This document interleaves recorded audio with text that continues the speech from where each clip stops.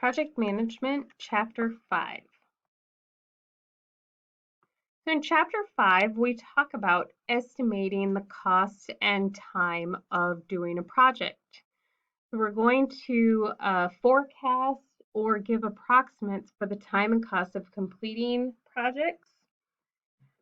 And we need to try to balance the expectations of our shareholders and the need for control while the project is being implemented when we're doing this. There are two ways of estimating projects as introduced in the book.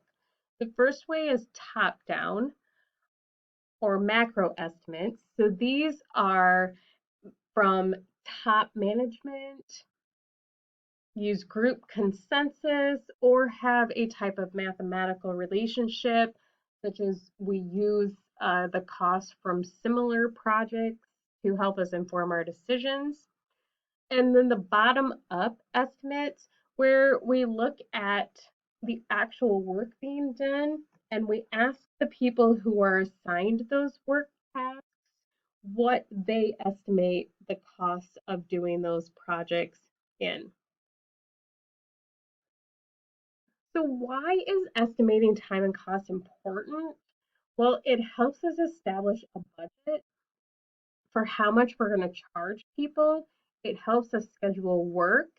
So if we know that a project needs to be done in 6 months' time, then we figure out how much time it takes to do each task in the project. That helps us schedule out the workflow and how long we need to schedule people for. We might look at it, we need to know what the general costs are, even decide if the project is worth doing. So if you remember in chapters 2 and 3 last week, we were looking at capital budgeting, things such as payback period and the net present value. So we won't know the net present value of a project if we don't know what the costs and the cash flows are. We recognize that the costs and cash flows are estimates. It's hard to say, I know exactly what a project is going to cost at the beginning before you've even started it. Another reason that we estimate our time and our cost is so that we can evaluate how well we did against what our estimates were and what the actual costs were. We want to know how much we were off in our estimates so that we learn and do better estimates in the future. So there are a lot of factors influencing the quality of our estimates. How long the project is going to go on for. The longer a project, the harder it is to make cost estimates for. How complex the project is. Complexity always adds cost. Who are the people involved? What is the organizational structure? Do we encourage padding estimates or not? And that also comes back to the organizational structure. So if my performance is being evaluated on my ability to stay under my estimated costs, I'm going to make those estimated costs as high as I can to guarantee that I come in underneath them. So that's a way of padding estimates. What the project structure and the organization is, who I have to have on the project and what their human resource costs are, and multiple other factors. So when we're estimating times, costs, and how much resources we want to talk to people who are familiar with the tasks or activities required as part of the project. So this is especially happens in the bottom up project estimation, where we talk to the people who are doing the actually daily work tasks.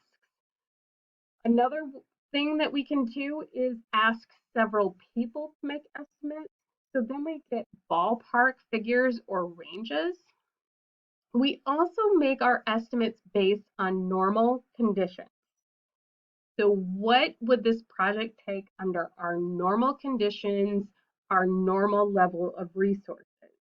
So if we have a Monday through Friday, 8 to 5 work schedule, then we aren't going to schedule a timeline that requires 12-hour work days. That's not our normal condition, our normal level of resources. And we're going to increase our costs if we have to pay overtime. Other normal conditions are things that we can't make plans for, things that we don't know are going to happen. For example, when I worked for the city of Iowa City and we would plan road construction projects for the summer, you can't plan for how many days it's going to rain during the month of June or July. So you have to make your best estimates based on what normal rainfall looks like in those months. So we use historical information, our normal conditions, to make our estimates. Don't make allowances for contingencies in your normal estimates. We should have a contingency fund that plans for those events to happen separately. So that's part of also that padding your estimate. So if we go back to the road construction example, I wouldn't say add in an extra 5 days for rainfall just to be safe. No, I want to plan under normal conditions, and then I have a contingency fund for those extra things that can happen, but we can't predict. And that's part of our risk assessment also. So we want to avoid surprises to our stakeholders in this project, especially our customers. We don't want to come up with an estimate that then didn't a plan for risk or a kind of a worst case scenario thing. We don't want them to get surprised by extra costs. You know, an extra $100 or so is one thing, but an extra couple $1,000 or extra time in weeks and months because we couldn't deliver as we had promised. So when we're looking at these work package estimates, we're going to talk to the people who know those things. These are all things that we talked about on the previous slide. We assume normal conditions. We ask several people to make estimates. We use consistent units. And our top-down versus our bottom-up. Top-down uses our management experience and historical information to make the estimates. The problem that top-down estimates can cause is if our top managers have little knowledge in the process used to complete the project, they might make arbitrary estimates. The bottom-up approach uses the people at the base work level who are doing the actual activities and rolling up that information to have better estimates. The conditions for whether we're going to prefer top-down or bottom-up time and cost estimates are shown here. So top-down estimates are good for high uncertainty, smaller projects. If we have unstable scope that could grow, and so we just want a broad idea. And bottom-up estimates are better for if we're constrained on cost and time, or the amount of cost and time that we can allow for a project is an extremely important thing. We have a fixed price contract. That means regardless of our costs, what our actual costs are, the customer is only going to pay one price. This happens a lot in government contracts.